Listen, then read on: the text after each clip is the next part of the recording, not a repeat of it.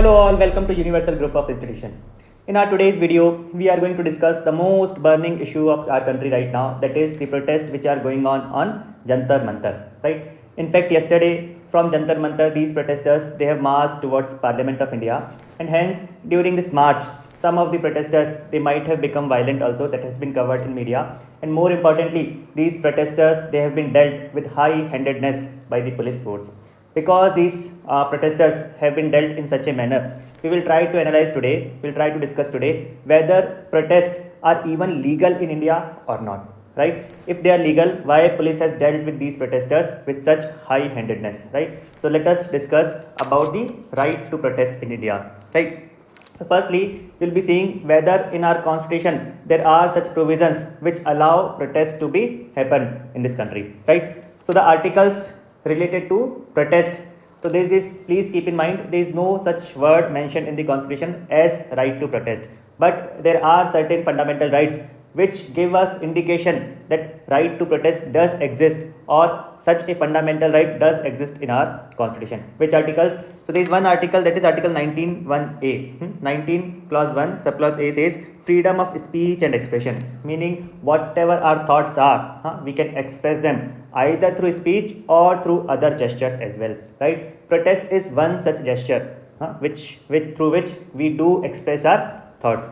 And another similar right which we have is under article 19(1)(b), which says to assemble peaceably and without arms, right? So citizens of this country, they have this right to assemble peacefully anywhere, but the assembly shall be peacefully, it shall be without arms. So that is what article 19(1) clause B is, right? Meaning because we have right to assembly, because we have right to express our thoughts, meaning we can protest also. The only thing which we have to keep in mind is that protest must be peaceful, it must be non-violent, right? If it is non-violent, that it has been protected under article 19 clause 1 subclause A as well as 19 clause 1 subclause B, right? But as you all might be knowing, none of the fundamental rights, they are absolute in nature. Fundamental rights, they come with reasonable restrictions. Even these fundamental rights, they come with certain reasonable restrictions.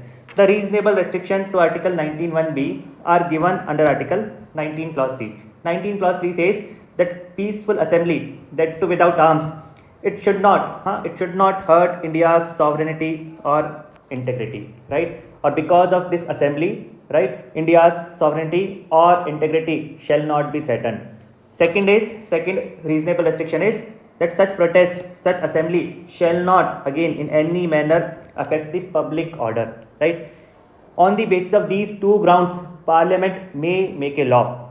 Parliament on the basis of these two laws can make a law to prohibit somebody from assembling, right? I hope it is clear. There are two reasonable restrictions for peaceful assembly as well. That is, your peaceful assembly shall not create or pose a threat to India's sovereignty and integrity. Second is, your peaceful assembly must not be endangering the public order, right? And hence you try to understand, because public order will get suffered or will be suffered if peaceful assembly also is happening somewhere in a crowded place, right? And hence what we have done is, we have in most of the bigger cities, some places have been dedicated for the peaceful assemblies, some places have been dedicated for the protest purpose, right? Such places, for example, Jantar Mantar in Delhi, Azad Maidan in Mumbai, they have kind of become dedicated place for peaceful assembly. If you are peacefully protesting there, it is a constitutional protest, right? But if you are peacefully only, if you are protesting, let's say somewhere in the middle of the city where there is lot of traffic jam because of your protest, then such a protest becomes unlawful because it is affecting public order, right? I hope the constitutional provisions are clear. Now, in order to or because we have been given certain reasonable restrictions have been imposed on this freedom, right? What Parliament has done is, Parliament under CRPC earlier or the current BNSS, Bharatiya Nagrik Suraksha Sanhita, there is one section in BNSS, that is 163. What does it do? It allows or empowers executive magistrate to issue immediate preventive order to maintain public peace, safety and tranquility, right? If because of a protest, any of these things, that is public peace, safety or tranquility, right, they become under, again they become threatened or they gets endangered, right, then executive magistrates, they have been given this power, right? Using their power under section 163, they can call any protest. They can ask any protest to be dispersed, any assembly to be dispersed. They can announce, or they can declare any even peaceful assembly also unlawful. I hope it is clear. Generally, section 163, it is being imposed only for 2 months at a stretch, but executive magistrate, they can, in fact, later on, after passing of 2 months also, they can extend it again for 2 more months, right? So I hope section 163, which earlier used to be section 144 of CRPC, is clear to you all. Section 144 of CRPC, or now section 163 of BNSS, empowers executive magistrates, meaning DM, SDMs, ADM. To these magistrates, it has been given, a power has been given that they can issue immediate preventive order to maintain public peace, safety, or tranquility, right? So I hope it is clear that many of the protests, even before people assembling, or sometimes even after assembly, the government or the executive magistrate can declare those protests as illegal. Now the next part is, what is the view of courts in India? What is the view of Supreme Court of India about protest being held in India? So Supreme Court has said various times about section 144 that it is an emergency power. It is a power to be used only in the cases of emergency, or when in reality public peace or people's safety or tranquility is under threat.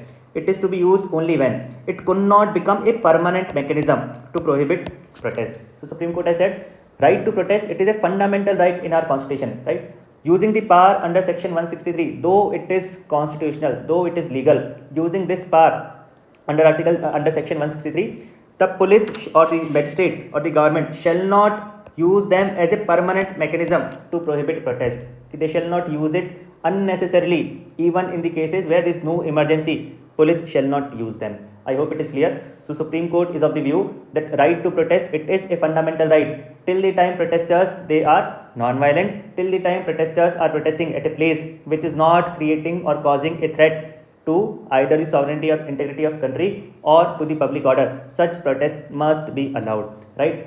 And hence, when police has used force yesterday, I'm saying the police has given this argument that these protesters, they were turning violent, and hence they had to resort to force.